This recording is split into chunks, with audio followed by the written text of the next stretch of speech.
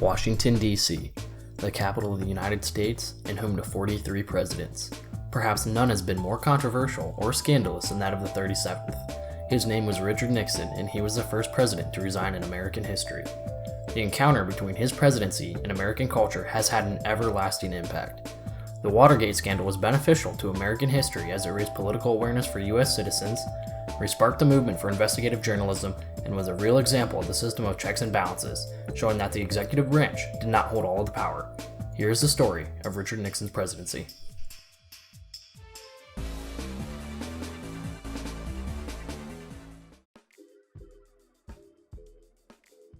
At this time, Richard Nixon and the United States were amidst the Vietnam War, which was inherited from former President Lyndon B. Johnson. There was an ever-increasing sense of tension and controversy. Aside from this war costing billions of dollars to send soldiers overseas and thousands of U.S. casualties, this war was highly controversial and many questioned why it was ever being fought in the first place. With the New York Times releasing the Pentagon Papers, this only added fuel to the ever-growing controversial flame. The Pentagon Papers were the Defense Department's secret history of the Vietnam War. Nixon relied heavily upon his top aides. Those people included Chief of Staff H.R. Haldeman, John Ehrlichman, Attorney General John Mitchell, and a young lawyer by the name of John Dean. As an attempt to plug these leaks, Nixon's associates assembled a special unit known as the Plumbers. Along with suppressing any and all leaks, they were given various tasks to ensure Nixon's run at re-election went as smooth as possible. One of the very first missions they were assigned was an attempt to apprehend Daniel Ellsberg, the person who had leaked the Pentagon Papers to the New York Times. In order to find proper evidence, the Plumbers were to break into the office of Ellsberg's psychiatrist to find anything incriminating about his state of mind. By now, Nixon had turned his entire focus to his campaign for re-election. Amongst the Republicans, there was little to no doubt about him securing the nomination. However, amongst the Democrats, there were many candidates that seemed promising. The two biggest threats that held popularity were Edmund Muskie and George McGovern. The Republicans were ready to dominate either one, but since Muskie held more popular support, they would try to run against McGovern. Meanwhile, the Republicans had set up the Committee to Re-elect the President, otherwise known as the CRP. But to many, this fundraising organization was known as CREEP. Working under Nixon's top associates, behind the scenes, the Plumbers were doing the dirty work of his campaign. The Plumbers consisted of people such as Howard Hunt and G. Gordon Liddy. Liddy was a man of many thoughts, and with the help of CREEP, they had planned to break into the Watergate complex. This complex was a collection of buildings that included hotels, offices, shops, but most importantly of all, it was the Democratic National Committee headquarters. The Plumbers were to break in and tap the phones of the hotel and in the office of the chairman, Larry O'Brien. This would allow the Plumbers to listen to conversations to find out if there was anything they could use against the Democrats. The men chosen out to carry this burglary were people like James W. McCord, a former CIA agent, and Bernard Barker. He stated his profession as an anti-communist. The Republicans dreamed that once the burglary was over, they would gain an even higher competitive edge over the Democrats. However, this all came to an end when a security guard called the DC police and had the 5 burglars caught red-handed. The burglars were arraigned, and the legal system would be put to the test in the nation's capital. In order to prevent the prosecutor from having too much power, there was a system of a grand jury. This was a jury made of 23 normal citizens who were to hear the case and pass down indictment if necessary. A few days after the break-in at Watergate, the FBI had launched an investigation. They thought it was perhaps a case of domestic espionage. Despite not knowing the burglary had been ordered under his aide's commands, Nixon was told to have the CIA halt any further investigation of the FBI. Nixon had declared that going any deeper into the case was a threat to national security. Back to the election. Just as the Republicans wanted, McGovern was now the Democratic presidential candidate. But, just as planned, when November came around, Nixon had badly beaten him, as Nixon received over 90% of the electoral votes. This was one of the largest landslides in U.S. political history. Although the Watergate break-in had taken place months prior, its case was slowly grabbing national attention. By now, several indictments had been handed down by the jury. Those who were indicted included the 5 burglars, Howard Hunt, and G. Gordon Liddy. Many mysteries remained, such as the motive for the crime and where they got the money to do it. Nixon was now a much more active participant in the scandal, and he, along with the White House, of course had denied having any involvement in the burglary whatsoever. However, those who had taken the fall for the crime, such as the burglars, became more and more upset. One day, John Dean approached Nixon and expressed the concerns of those who were indicted. He stated that the burglars might need a large sum of money to keep them quiet. When asked how much was needed, Dean responded with a random figure of $1 million.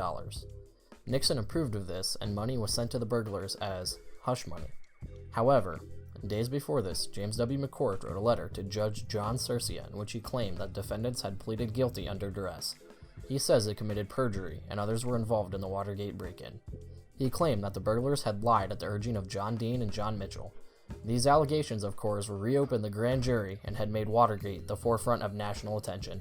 The Senate was now taking on an active role and had established the Senate Select Committee on Presidential Campaign Activities. This committee was chaired by Sam Rubin. Its televised hearings introduced the American public to people they only read about in the papers. These people included Mitchell, Edelman, Ehrlichman, and Dean. Nixon would appear on television and deny any allegations that he or the White House knew anything about the Watergate scandal. By midsummer, most of Nixon's top associates had either resigned or had been dismissed. Perhaps the most influential dismissal was that of the young lawyer, John Dean. Dean had been placed in the position of orchestrating the Watergate cover-up. Dean began now to become suspicious of Nixon. Nixon had asked Dean to write up a report about everything that was happening in the scandal. This was supposedly for the fact that Nixon would be able to understand everything that was going on. Dean's name would appear on that report, and he felt as if everything was about to be pinned on him. So, when it was his turn to speak before the Senate committee, Dean stated everything he knew about the scandal, from how it was conceived to how Nixon had played a part in trying to cover it up. This now meant the White House was being investigated by the grand jury, the Senate, the FBI, whose investigation had been curtailed by the CIA, the Washington Post, and a special prosecutor appointed by Nixon himself, Archibald Cox.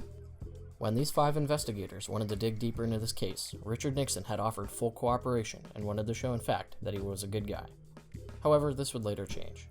One of the primary points of investigation was the suspicion that money being donated to the CRP was actually being used to fund covert operations by the plumbers. This money was also rumored to be used as a bribe to keep anyone involved in the case quiet.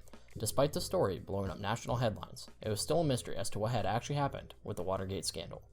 This all changed, however, when on July 13th, Alexander Butterfield, a White House aide, had stated in a brief testimony that all of Nixon's conversations with his top officials had been taped, and that the tape still existed.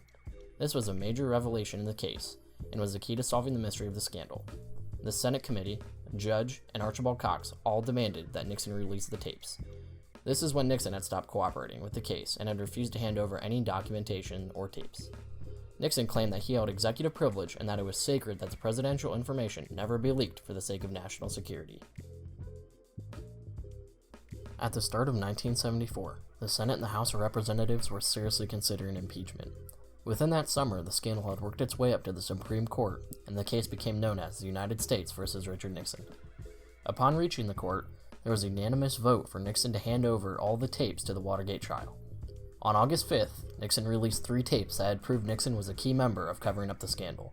These tapes showed that Nixon held knowledge of the involvement of White House officials and the CRP to the scandal.